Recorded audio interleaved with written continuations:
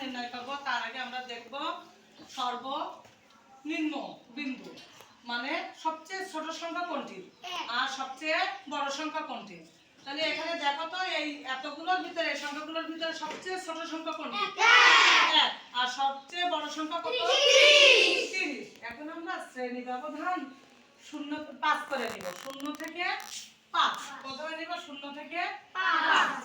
তাহলে আমার এই যে 1 থেকে 30 এর ভিতরে কিন্তু থাকতে হবে এগুলো।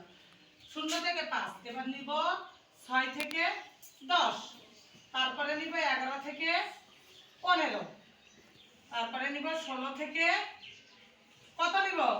20। 16 থেকে 20 আর 21 থেকে 25 আর 26 থেকে 30। এখন দেখো এই যে ট্যালি বের করতে গেলে বা ট্যালি চিহ্ন দাগের সাহায্যে আমরা প্রকাশ করব।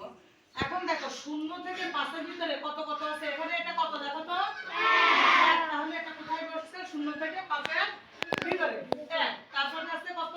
3। এটাও নিব, এখানে একটা দাগ। তারপরে 4। এই ট্যালি চিহ্ন এখানে বসবে। তারপরে আছে কত? 5। এবার দেখো তো তারপরে কত আছে? এটা 8। এই 8টা কোন ঘরে বসবে? 6 থেকে 10 এর ভিতরে। তাহলে কোথায় দিব? 6 থেকে 10 এর ঘরে। এখন দেখো এটা আছে কত? 15। এটা আছে কত? 15। এই 15টা কোথায় বসবে? 1 থেকে 15। তারপরে আছে কত? 22। আমরা এই যে 21 থেকে 25 নিয়েছিলাম, এখানে বসবে 22। তারপরে কত দেখো এখানে? 27। 27 কোথায় বসছে? 26 থেকে 30। তারপর এখানে আছে কত? 30। এখানে যাবে 30 এর ঘরে। তারপরে দেখো এখানে কত আছে? 12।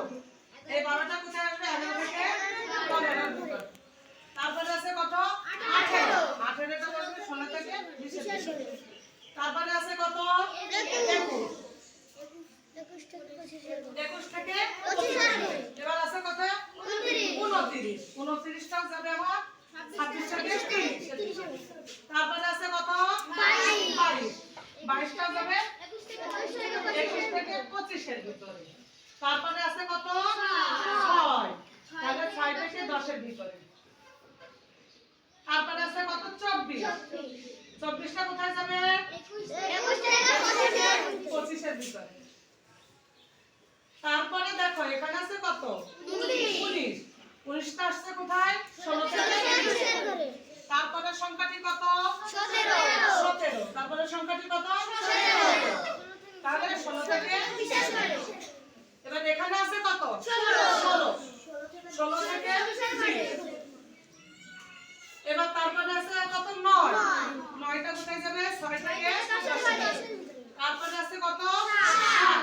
7টা যাবে 10 এর ঘরে। তারপরে আছে কত? 25। 25টা আসবে 21 থেকে। এবার দেখো এখানে কয়টা হয়েছে? 4টা। এবার 5 যখন লিখবো আমরা এভাবে আড়াআড়ি দিব।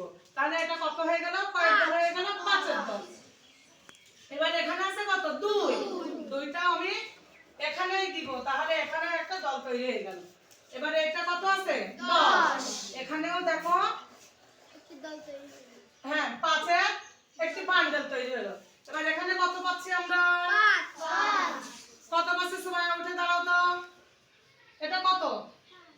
5। তাহলে আমরা এখানে মোট সংখ্যা কত? এখানে 5। 0 থেকে 5 এর ভিতরে কয়টি আছে? 5টি।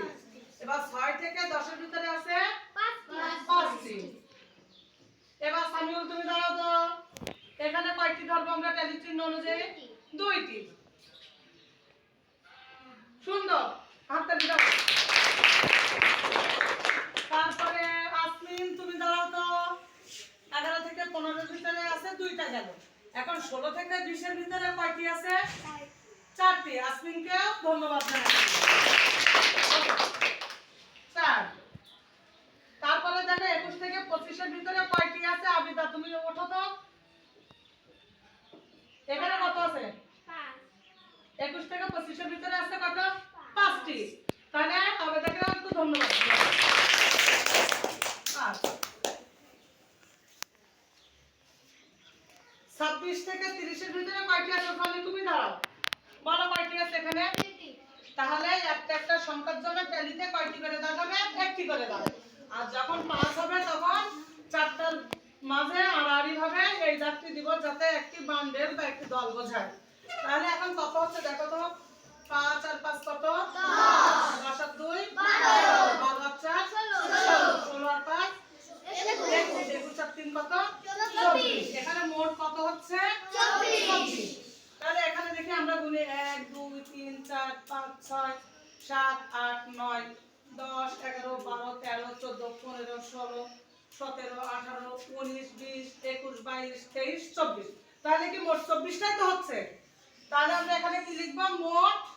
মোট কত? 24। ঠিক আছে।